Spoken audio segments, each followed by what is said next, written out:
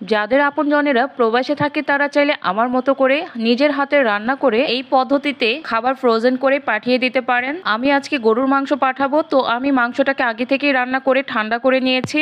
আর প্রবাসে মাংস পাঠানোর ক্ষেত্রে অবশ্যই মাংসটাকে ভুনা করে রান্না করে পাঠাবেন, পাতলা ঝোল একদমই রাখবেন না। তো মাংসটা প্রথমে আমি ঠান্ডা করে বক্সে ভরে নিয়েছি। এবার কস্টিপ দিয়ে ঢাকনার পুরোটা মুখ আমি আটকে দিচ্ছি, যাতে করে মাংস থেকে কোনো প্রকার তেল ঝোল না বের হয়। এবার উপর থেকে আড়াআড়িভাবে আবারও কস্টিপ লাগিয়ে নিচ্ছি, যাতে করে অ্যাক্সিডেন্টলি কোনোভাবেই বক্সের ঢাকনা খুলে না যায়। একইভাবে আমি অপর পাশটাও কস্টিপ দিয়ে লাগিয়ে নিব। এইভাবে করে যদি আপনারা প্যাকেটটা করেন তাহলে খাবারটা কোনো ওয়েতেই বের হয়ে যাবে না। কস্টিপ লাগানো হয়ে গেছে।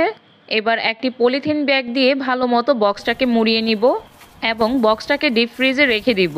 প্রবাসে মাংস রান্না করে পাঠানোর ক্ষেত্রে মাংস রান্না করে 2 থেকে 1 দিন আগে এইভাবে ফ্রোজেন করে রাখবেন। একদিন পর দেখেন সুন্দর মতো মাংসটা বরফ হয়ে গেছে। এবার পেপার দিয়ে ভালো মতো মুড়িয়ে নিয়েছি এবং কস্টিপ দিয়ে পেঁচিয়ে নিয়েছি।